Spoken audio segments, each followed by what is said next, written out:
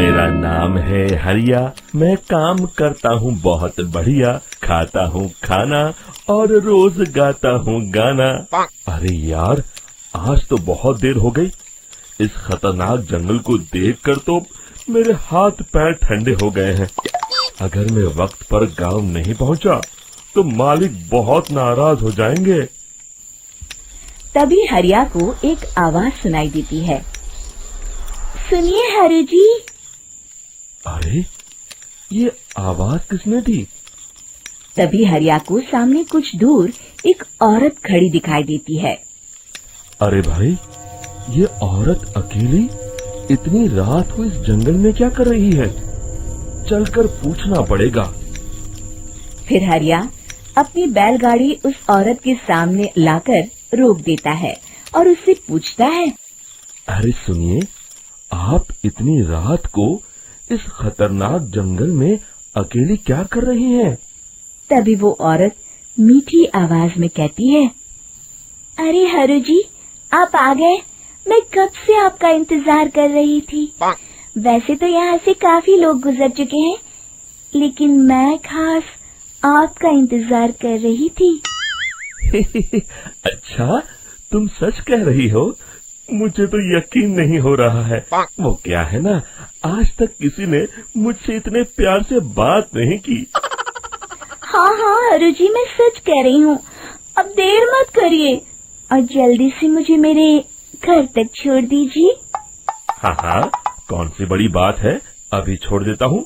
आप मेरे पीछे बैलगाड़ी में बैठ जाइए और मुझे रास्ता बताते चलिए।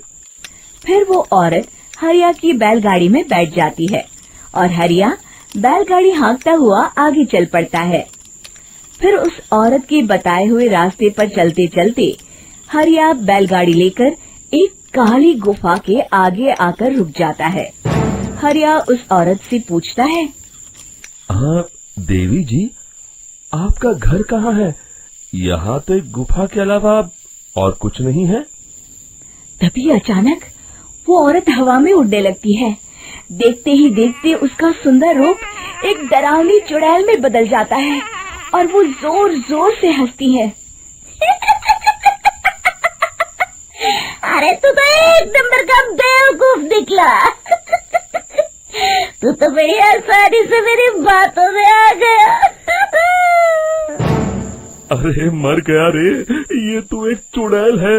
हे भगवान बचा ले, ये तो बड़ी डरावनी दिखाई दे रही है। और फिर अगले ही पल हरिया की बैलगाड़ी में रखा सारा सामान हवा में उड़ता हुआ उस काली गुफा के अंदर चला जाता है और वो चुड़ैल भी उस गुफा के अंदर जाकर कहीं गायब हो जाती है। हरिया ये नजारा देख बुरी तरह घबरा और परेशान हो जाता है। अरे, ये चुड़ैल तो मेरा सारा सामान लेकर गुफा में गायब हो गई। अब क्या होगा? अगर मैं गांव खाली हाथ गया तो मालिक मेरी अच्छी खबर लेंगे। मेरी इस बात का कोई यकीन भी नहीं करेगा। फिर आखिर वही हुआ। हरिया के मालिक चंपक सेठ को हरिया की किसी भी बात पर रत्ती भर भी यकीन नहीं हुआ। चंपक सेठ को लगा हरिया झूठ बोल रहा है और उसने ही लालच में आकर सारा सामान हड़प कर लिया है। फिर हरिया को बेईमान समझकर चंपक सेठ उसे काम से निकाल देता है। अगले दिन अपनी दुकान में परेशान बैठा चंपक सेठ गुस्से में बड़बड़ाता है। अरे, दुकान में तो सामान बिल्कुल भी नहीं है। अब मुझे ही शहर जाकर सामान लाना होगा। फिर वो अपनी बैलगाड़ी लेकर शहर चला जाता है। शहर से सामान लेकर जब चंपक सेठ वापस गांव लौट रहा होता है, तभी उसे एक आवाज सुनाई देती है। चंपक जी, ओ चंपक जी। अरे, ये तो कोई मेरा नाम लेकर मुझे पुकार रहा है। फिर उस रास्ते में वही औरत खड़ी दिखाई देती है। फिर क्या था, हरिया की तरह चंपक सेठ भी उस औरत के पास अपनी बैलगाड़ी लेकर जाता है और वो भी उसकी चिकनी चुपड़ी बातों के मुंह जाल में फंस जाता है। फिर चुड़ैल उसे भी अपनी गुफा तक ले जाती है और उसका सारा सामान लेकर गुफा में गायब हो जाती है। बेचारा चंपक सेठ लाचार होकर खाली हाथ गांव लौट आता है। फिर ये उस जंगल में रोज की बात हो जाती है। जो कोई भी शहर से कुछ लेकर गांव की तरफ लौटता, वो चुड़ैल उसे बेवकूफ बनाकर उसका सारा सामान लेकर गुफा में गायब हो जाती। एक दिन हरिया एक लकड़हारे को उसी जंगल की तरफ जाते हुए देखता है। फिर हरिया उसे रोकते हुए कहता है, अरे भाई, क्यों अपनी मौत को दावत दे रहे हो? मेरी बात मानो, आगे जंगल में मत जाओ, वहाँ एक बड़ी भयानक चुड़ैल रहती है। लकड़हारा हरिया की बातों को नजरअंदाज करते हुए कहता है, अरे भाई, मुझे पहले ही बहुत देर हो चुकी है, मुझे जाने दो भाई।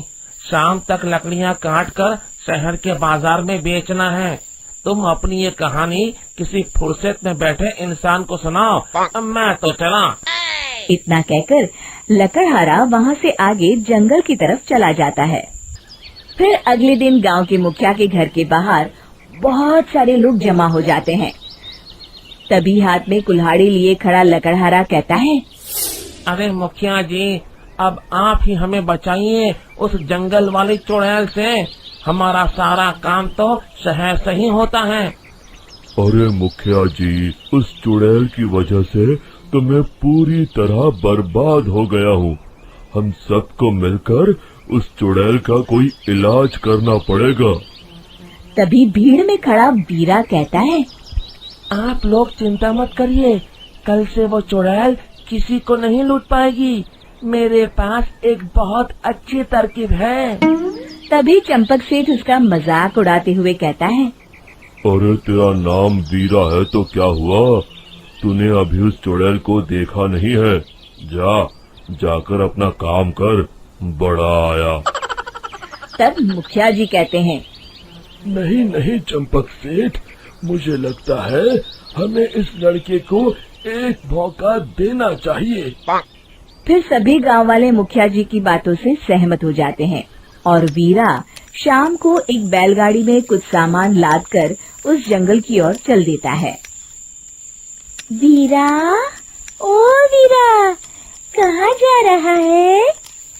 तभी वीरा मुड़ के देखता है, वही चुड़ैल एक औरत के रूप में खड़ी है। अरे बहन जी, मैं आपको ही ढूंढ रहा था। देखिए, मैं आपके लिए क्या लाया हूँ। हैं? अरे वाह, तो खुद मेरे लिए इतना सामान लाया है। तू ही अकेला गांव में समझदार है। जरा देखो, मैं भी खोल के, बड़े भूख लगी है। जैसे ही चुड़ैल उस सामान पर से कपड़ा हटाती है, एक भगवान शिव की तेज रोशनी उसके अंदर मूर्ति से निकलती है और चुड़ैल अपने असली रूप में आकर जलने लगती है। अरे मैं जल रही हूँ, बचाओ!